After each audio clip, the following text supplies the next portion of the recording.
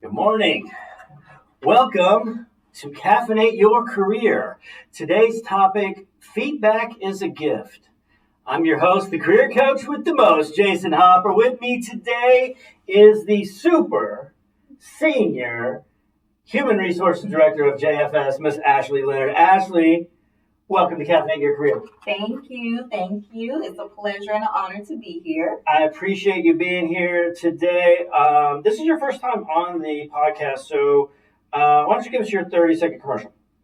Okay, well, my name is Ashley Leonard. I'm the HR director here at Jewish Family Service of Dallas. I've been here roughly maybe about 4 months, so I'm still learning. Very excited to be here. Was excited to join the podcast and love talking about feedback. So very excited that this is our first topic. Yes, and before we jump into why feedback is a gift, I think it's always important to remember to ask the person if they want feedback, right? And, you know, it's funny because as a career coach, it's a struggle for me because I have people that want to know my opinion on job search and other things. But like sometimes, like just yesterday, right? I had a client and she emailed me her revised resume. And I'm like, okay, cool. And I started typing out like, I think you should. I was like, that's not what she asked for. So I deleted everything and then just went and asked her, are you wanting me to make suggestions on how to improve? You know what I mean? Like I just jumped in and didn't even ask if that's what she wanted. She might have said, hey, here it is. Okay, great. Yeah. Right? Yeah, totally fair. And I don't know about you, but I get just kind of like, not angry, but disenchanted for sure when people start giving me feedback that I didn't ask for. You know what I mean? Is that just me or you? Yeah, so I think my situation, I've had my first career before I moved into HR, I was a teacher.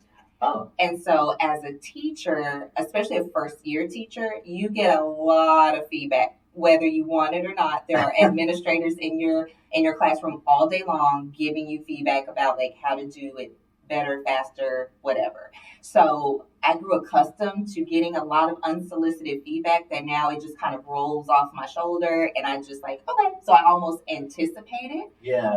But once I moved into HR, the nonprofit that I originally worked for, our leader there helped us learn that really when you ask for feedback, you can chew it a little bit better. And so now I've gotten in the habit of really asking for feedback, especially during my one-on-ones with my manager. I ask for feedback. What feedback do you have for me on this? Or I may ask after working with an employee on something, I may ask them, okay, do you have any feedback for me about how that could have gone better? Okay. Because when I ask for it, then I'm naturally more open to receiving whatever they're going to tell me, whether it's critical or positive. Gotcha. Are you going to want feedback after this podcast? The jury's still out. All right. I love it. That's a good answer. So feedback is a gift because it's empowering, it's connection, it's improving, and it's one of the most valuable ways that we can contribute to one another in a relationship. Ashley, what is one way that feedback is a gift? For sure, it promotes growth. So as I mentioned, my first career was actually as a teacher. And so I was a part of an organization called Teach for America. And so if you know anything about them, or if you don't, they recruit, well, at that time, they recruited students who were fresh out of college and they may have been education majors, more likely not. But they have shown like a certain amount of grit and like that they can balance all these different activities and learn quickly. And that's who they want to be their core members. And from there, once you get accepted into the organization, they can place you in any city in the United States where there's a high need for teachers. And so they're basically filling that gap with people who they feel have shown that they can learn quickly to be able to teach and fill these incredible gaps with teacher voids. So I joined that organization, and I was not an education major, as one would have it. I was actually a broadcast journalism major, so complete opposite of teaching. Wow. Well, maybe not complete opposite. I guess you do teach people things in the news, but just totally outside of my comfort zone. And so we did have I had like they called it a Teach for America. What was it, like a managing director? So basically, their job was to mentor like their cohort of Teach for America core members. And so my managing director would come to my classroom on random days, and one day she filmed me teaching a mini lesson. And afterwards, once the kids, were off doing their thing, we watched my video back, and she was like, "What did you notice?" And I was like, I talked for a really long time. I spent so much time talking that I didn't give the students a chance to say anything back. Yeah. So I wasn't checking for their understanding. I wasn't checking to see if anyone had questions. I was just going. And adults don't like to be talked at, yet alone children. Right. And so it was that. It promoted growth for me and being able to just see myself.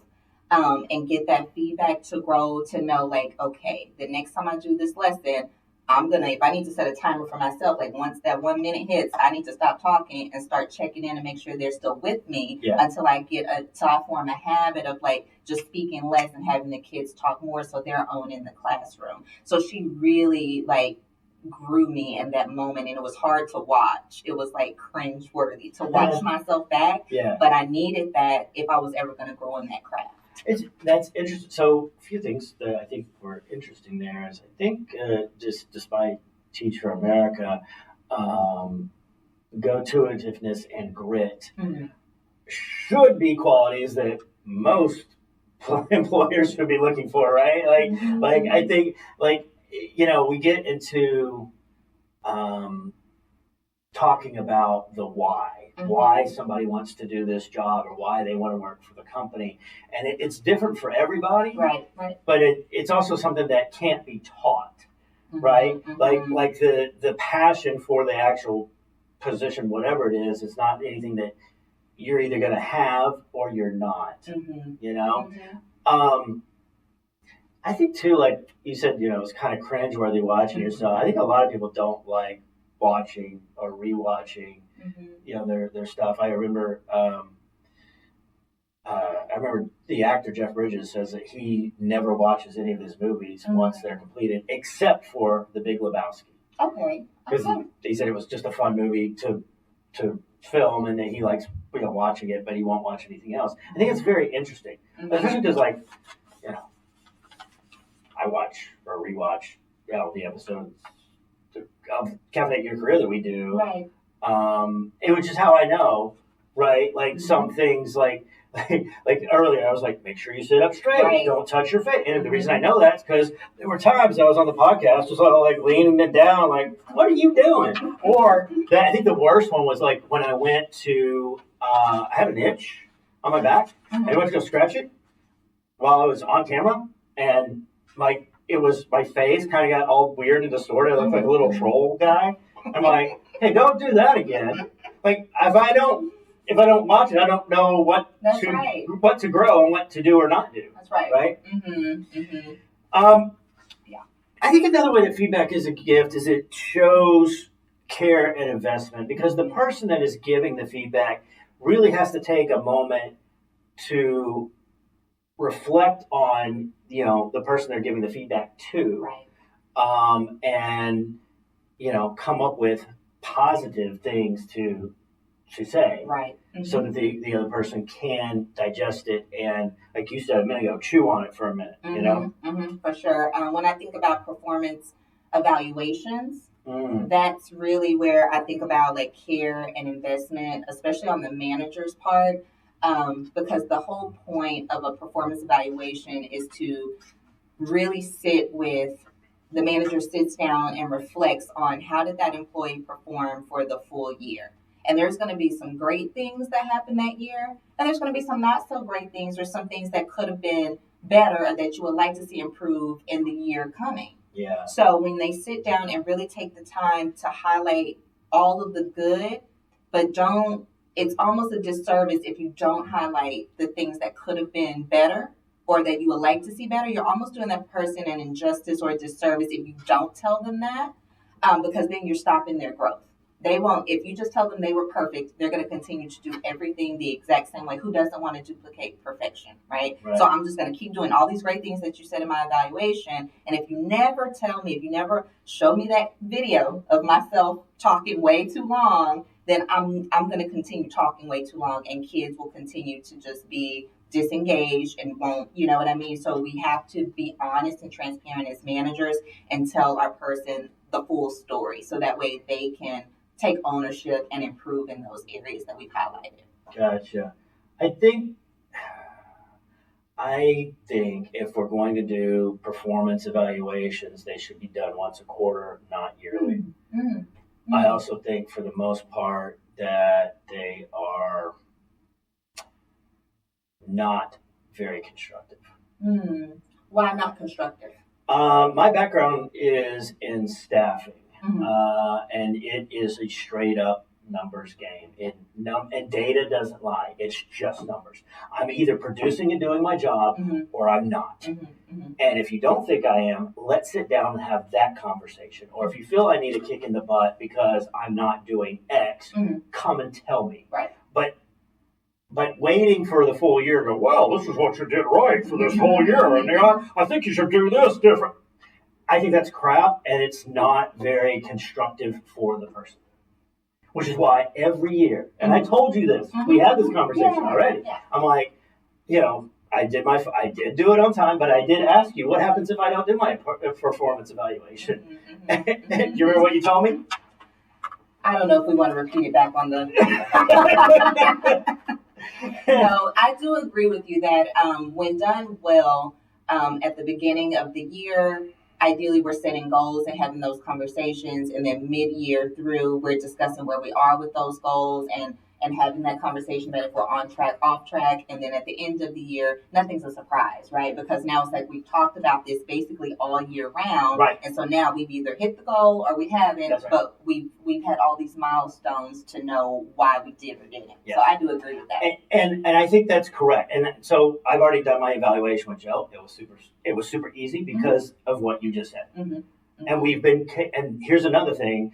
We are continually talking about the things that we should and or shouldn't be doing, and or what improvements can we make to this program. We just recently streamlined. Words are hard. I've had a lot of caffeine today. That's okay. That's okay. Yes, today is Caffeinate, your career coach. Just real quick in the chat. Hey, Yolanda Chin, I see you. Sharon Harris is also watching. Sharon says, love your hair, sis. Oh, thank you. Sharon, you watch Caffeinate Your Career live stream a bit, and you didn't comment on my haircut. I got the summer cut, so we're gonna have to add a braid or what's up with that? I'm not sure I can pull that off. Actually, I probably could. It's me, anyway. Ashley, what's another way that feedback is a gift? Yeah, I do think it provides clarity. So kind of to our point of what we were just sharing about the performance evaluation, yes. Right? I do think it's beneficial to have in the moment feedback. And so I think that's what you were alluding to in that just kind of a few moments ago. I love in the moment feedback. That's why, like I mentioned during my check-ins with my manager, I asked for the feedback then, because I don't want you to wait until my performance evaluation down the road. I want to know in the moment, what do I need to improve on? How can I make this better? Yeah. Or if I'm doing it great, I like a compliment. Tell me I'm doing it great, because then I want to replicate the thing that you thought I did well. So I love in the moment feedback. It does provide that clarity to know if I'm on track or if I'm totally off base. Got it. Well, when we do our jobs, and you're outside of the norm on this because you're a generalist, so you do. Before you came in here, I was doing benefits. I'm like, that sounds terrible. I would not like to do that. But when we do our jobs, And I think it's always important to try to get better and do it better every single time. Like, and so you're right. What kind of feedback are we going to get? I mean, just like Michael Jordan, the best basketball player ever. Until we met LeBron James. All right, now we're not going to get into that. But Michael Jordan didn't become Michael Jordan. Just he put in time and practice constantly to become the best. Right? Saying, if we're not continuing to grow, if we're not getting the feedback from people on what we need to do to grow, we are not helping ourselves in the position. And so I think like again, asking for that feedback and getting it and making sure that we are being the best version of ourselves that we can be, not only in work, but just in life. Just in life, right. Right? I think it's a big deal. Yeah. Let's see, we see you. Priyanka and Sharon said that I always look good. Yes, I do. Thank you, Sharon. And thank you for, Priyanka said she liked my cup. This is Zero from The Nightmare Before Christmas. That's one of my favorite movies. Yes. And my wife found the cup at a thrift store, actually. And nice. so, yeah. Just like I said just a second ago, but I alluded to, but it's like really the next point, which is that feedback helps increase your self-awareness. It does. Being self-aware is so important. Employers want people that know who they are, what their strengths are, what their weaknesses are. And when it's done right, it's not an easy thing. Like, it took me literally years to get to a place of self-awareness where I feel good about who I am and, you know, what I can do and bring not only to my job, but also just being a good human in life. For sure. For me, self-awareness has really shown up probably most when I got married. I think having a partner really holds up a mirror, and it's like, ooh, you either like it or you don't. At work, you can kind of bottle that into like one bucket. Like, it's like, okay, that's work. But then when you're at home and like this is you all day, and then someone holds up a mirror, you have to be brave. And that's really what I think about self-awareness. You have to be brave enough to receive the feedback that someone's giving you. I tend to be someone who holds things in and just does a lot of like self-reflection, but it's just like quiet self-reflection. I'm not really like an outward thinker. My mom is the complete opposite. She needs to talk it out. And I'm like, I don't know where to follow. I don't know how to follow you right now. But she's just thinking aloud. Yeah. I'm not. I'm very much an internal processor. And my husband's kind of the opposite. So when I'm not telling him what I'm thinking, I'm just like processing things. He's reading that as like maybe disengaged or just uninterested or not taking, the criticism well, but it's like, it's not even that. I'm just still thinking through it. And so I had to learn to say that aloud. Like, no, I totally hear you. This is what I hear. I need a minute to process that before I can come back. But I had to learn, like, that is how I reflect. That's how I'm able to communicate effectively with you. So, but I need to tell you that, or else you don't know to give me the space. So I had to learn that about myself. And that took a lot of like self-awareness. Like, this is what's going on with me, like right now. So how do you handle conflict?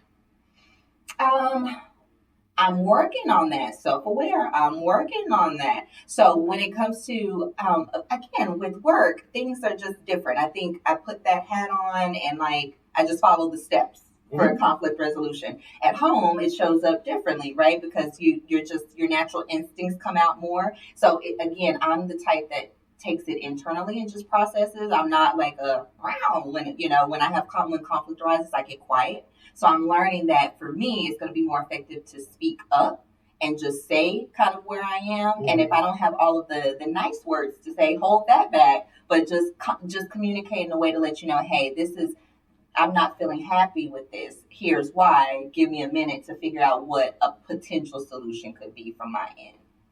That's good. Yeah. I think I am somewhat similar. I will take a minute to reflect, and then I'm going to come at you. Not in a mean way. Got you. But like, you know what?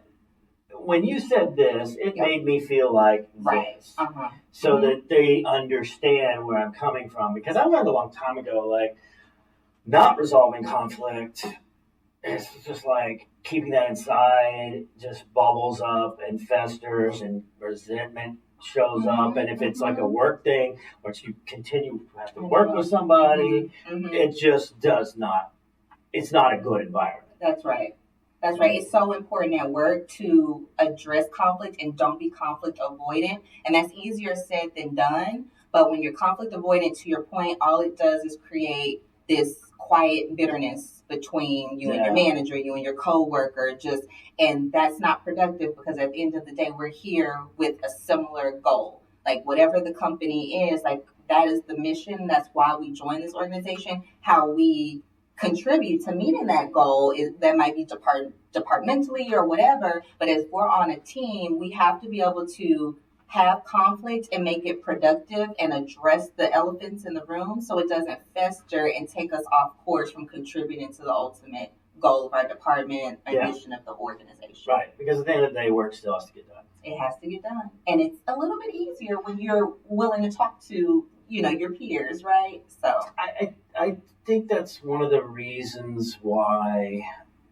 I enjoy working with my team, but also just the people that are here at JFS.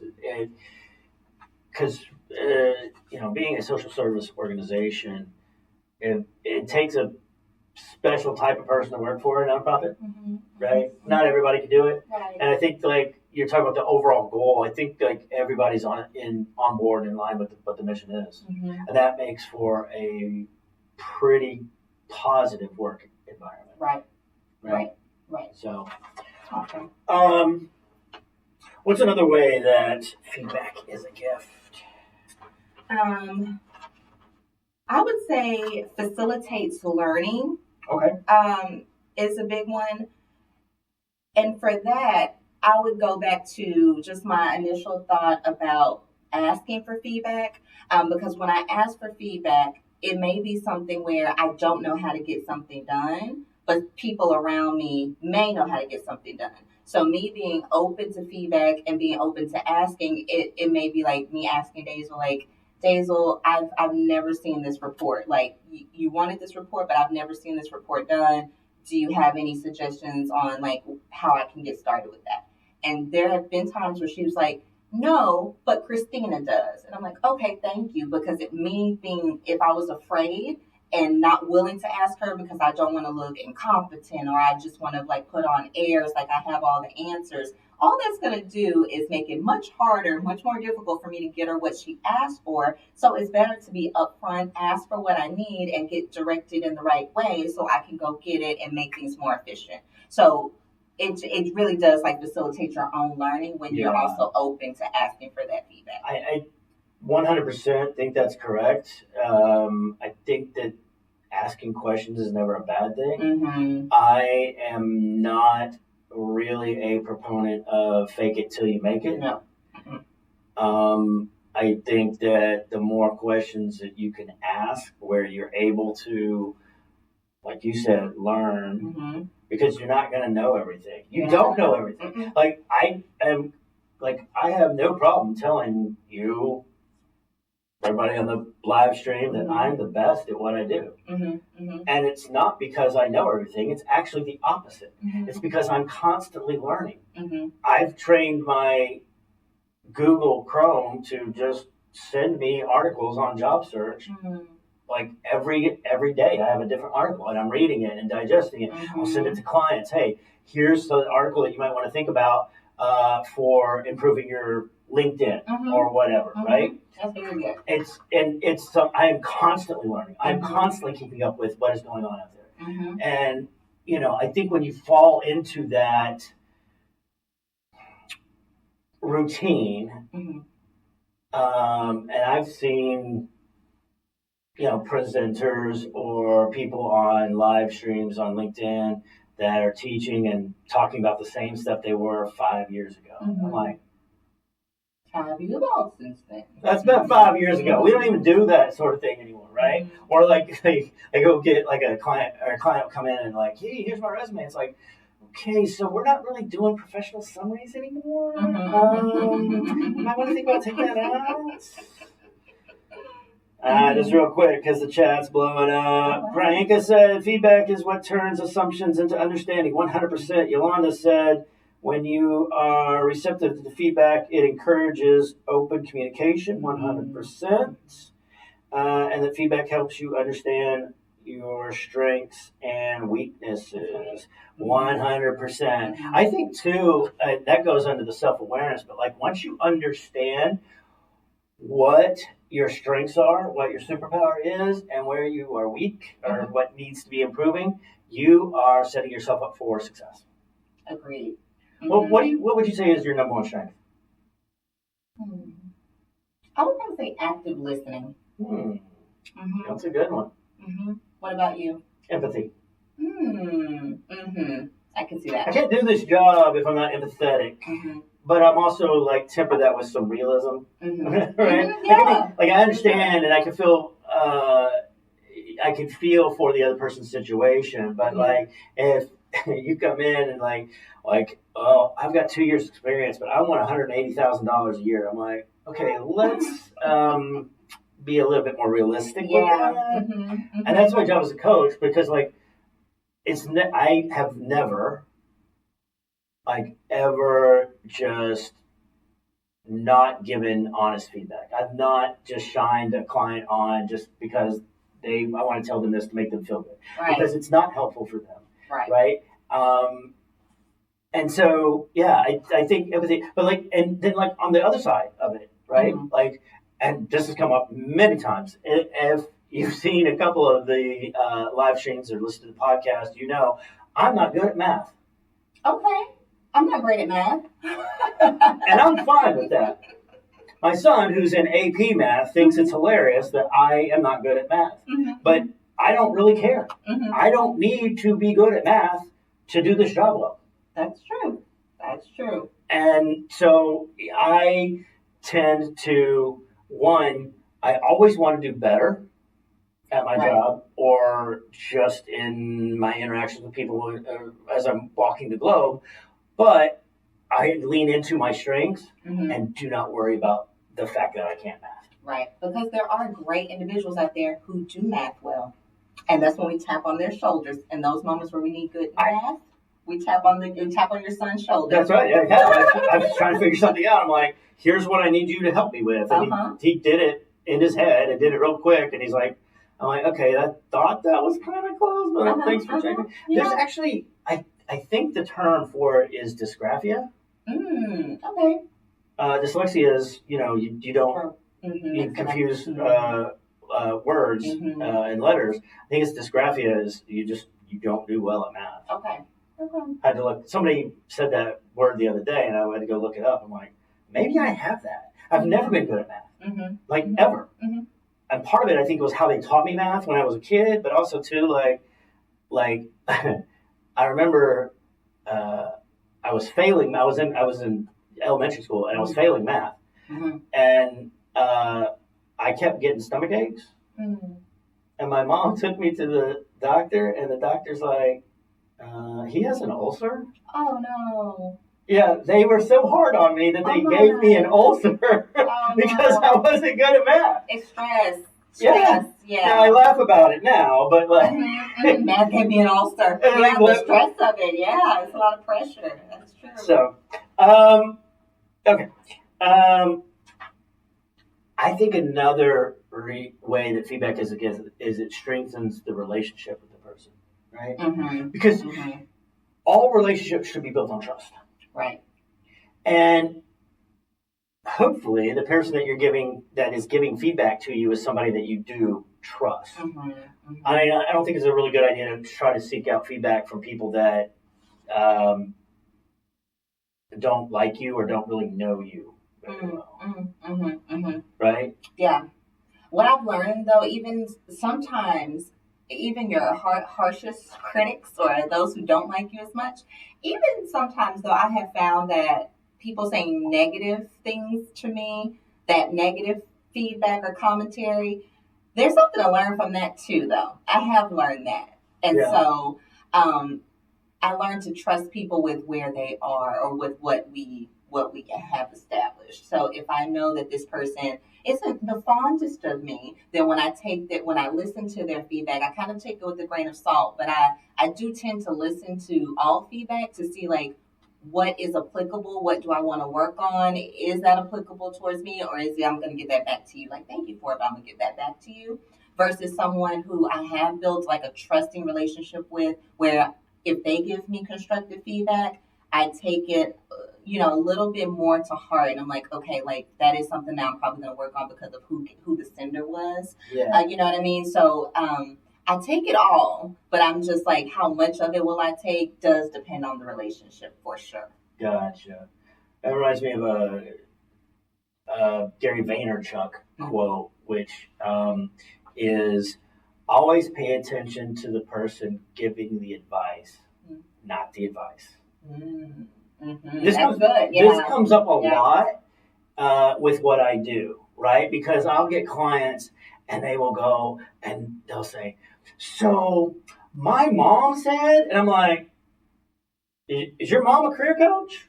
Mm-hmm. No? Mm-hmm. Okay, I am. Mm-hmm. You need to stop listening to your mom and start listening to me, because your mom or whomever it is that is giving the person the advice is one, either employed already, right? Mm-hmm. Or they've been out of the workforce for so long because they're retired or whatever, or they don't really know what's going on and have their pulse on what is happening in the workforce now.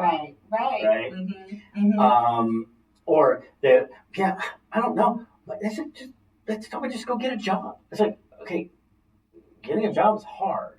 It's a grind. And it's especially hard right now because, and I need to look up the numbers for this past month, but the month prior, the stats were there are like 12 million job seekers and only like 6 million jobs. There's more people looking for work than there are actual jobs, which means, guys, that job seeking and hunting is super hard right now. So give yourself some grace, please. That's right. Give yourself some grace.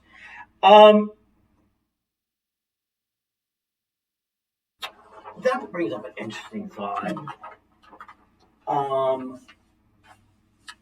If somebody were to ask you your feedback on what they should do for a job search, what would you recommend?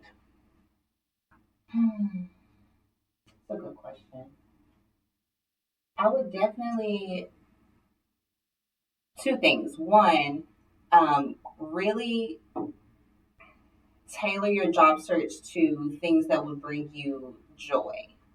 Yes. So look for like really mission aligned, or whatever the company's overall goal is, like really align yourselves with those types of jobs. So for example, I love HR, but HR lives in nearly every industry.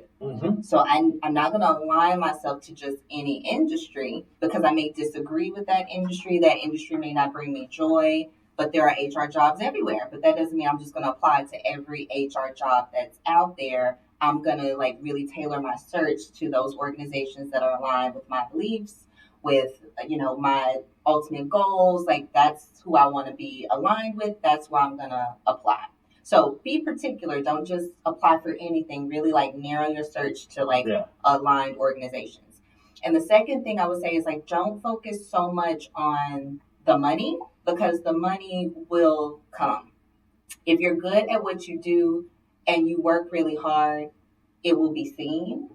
And whether it's that job or the next job, the money will follow you. The money will chase you. You don't have to chase the money.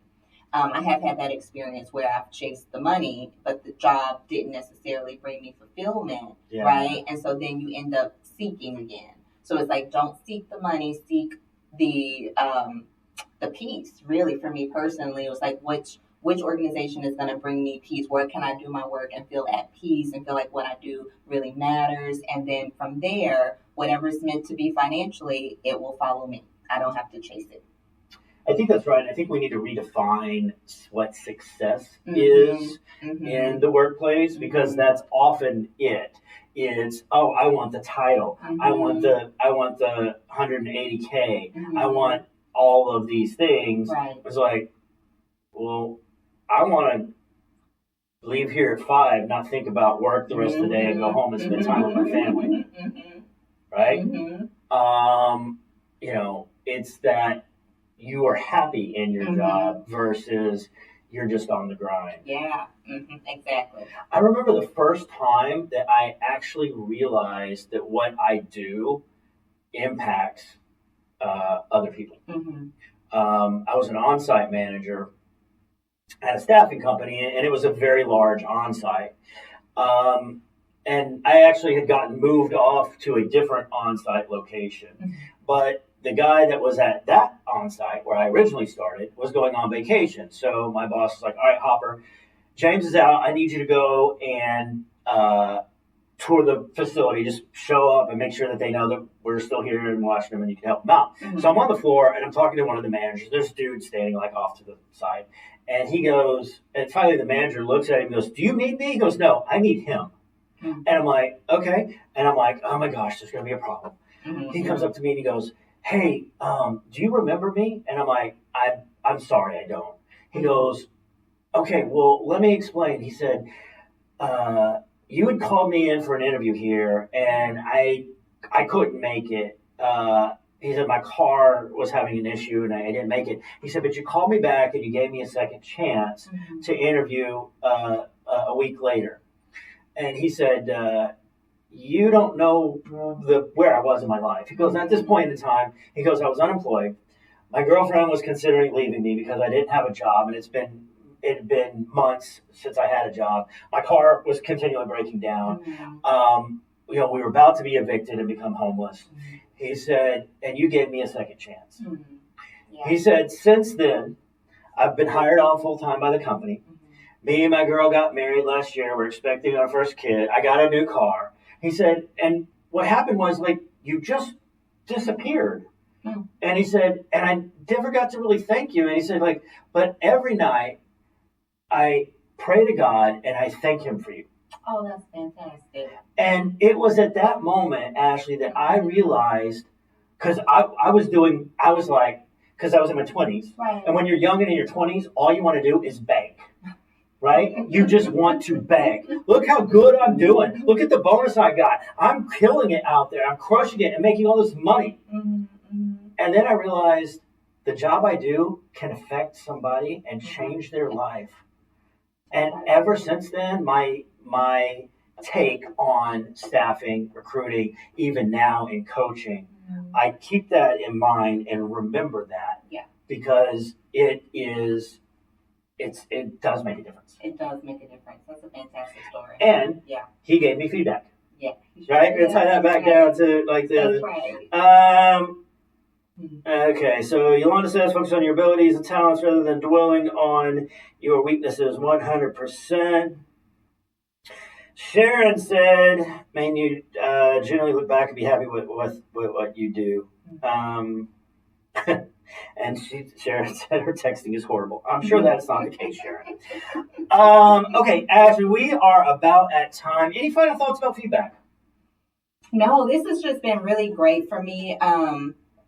I think about that a lot, just like how often I ask for feedback and how I had to grow into it. So it is a skill. It is a skill. It's a skill to be open to feedback. It's a skill to give feedback clearly, because I always say clear is kind. Kind is clear, right? So when we're giving feedback, you want to be clear in what you're saying. And the best way to do that, which I love that you and I had kind of already aligned, is by giving examples. So a lot of times when I'm working with managers and they're needing to, figure out a way to have maybe a difficult conversation, a piece of advice I always share is like, can you think of a time when this happened? And when they usually can give me a story, and I'm like, that's what you're sharing. I was like, because it takes people to a place where they also recall that incident, and you all can have a better discussion about it and what the impact was and how you've seen that type of behavior as a trend, right? And that helps you get to a better place because that person has a direct recollection of like, yes, I remember when that happened, but here's what I was thinking, or da-da-da-da. So it just kind of drops that defensiveness and allows you all to just talk. Yeah. And so it is a skill. Feedback giving, receiving, it's a skill. It requires us to be brave. That sounds silly, but it really does. It requires you to just have you have to go into it like, this is scary, but I'm going to be brave and just do it anyway or receive it anyway. I think that makes so much sense. Mm-hmm. Like when I work with clients on their stories, one of the things that we do is we work on the story to try and make it relatable. Mm-hmm. Like I was working with a client and she was talking about, it was like, how, tell me about a time you had a difficult customer and how did you resolve that? And she's telling me the story, I'm like, okay, so I like back up. I'm like, okay, let's paint the picture, right. Which is, hey, and I told her, I was like, hey, I don't know if you've ever seen somebody so angry that steam came out of their ears. Mm-hmm. And because we've all seen that on the cartoon, mm-hmm. right? And saying it, and also too, like the person was waiting in line. It's like, I don't know if you've ever waited in a line before. Everybody's waited in a line before. And we can relate to that, right? And nobody likes waiting in lines, mm-hmm. but when we put that forward and they go, oh yeah, and now we have that understanding because we are there. That's I think too, like my friend, Andy Cook has an acronym which is BOND. Mm. Be open, not defensive. Ooh. Right? So if you can remember BOND, especially when you're receiving that feedback, mm-hmm. I think it'll put you in a much better spot. Agreed. That's very good. I'm going to have to put that up on my board somewhere. Yeah. And then we'll text you later. I did text it. I used it twice last week, mm-hmm. and I gave her credit. But I texted her, and she's like, "Oh, I love it." So now it's on the podcast. Actually, the last question of the day is always the fun question of the day. What are you currently obsessed with? Like just in life? Just in life, whatever. Like, is there a show that you're binging? A book you can't get enough of? Oh my goodness. So this weekend I just binged The Bear. Okay. I don't know if you've kept up with it. This was season 4. Mm-hmm. I binged it really fast. Okay. It was a good one. I've not. It's on the list. Okay. I'm caught up to season 4. Okay. I'm currently binge watching The Morning Show. Oh, I watched season 1, but I'm so behind. And I enjoyed season 1. I don't know how I got behind. Yeah, every time I think like you can't cram another star in there, it's like, oh my God, there's Mindy Kaling. It's like, wow, they made room. Okay, yeah, okay. It's got a really good cast. The writing is good. I'm on season 2. Mm-hmm, I think season 4 starts in September, so I should. Oh my goodness, I'm so far behind. But I'm gonna check out The Bear once I finish that. Okay. I love Jeremy Allen White. I think he's awesome. Me too. Yeah. Me too. So, yeah. All right. So, guys, next week, Ashley will be back, and we will be discussing. And this is a topic we've never done before. Okay. Questions to ask recruiters versus hiring managers, because the two roles are different, and you need to know what types of questions to ask recruiters versus the hiring manager. So come back and see me and Ashley next week. In the meantime, this has been Caffeinate Your Career for this week. Y'all have a great week. We'll see you next Tuesday. Bye.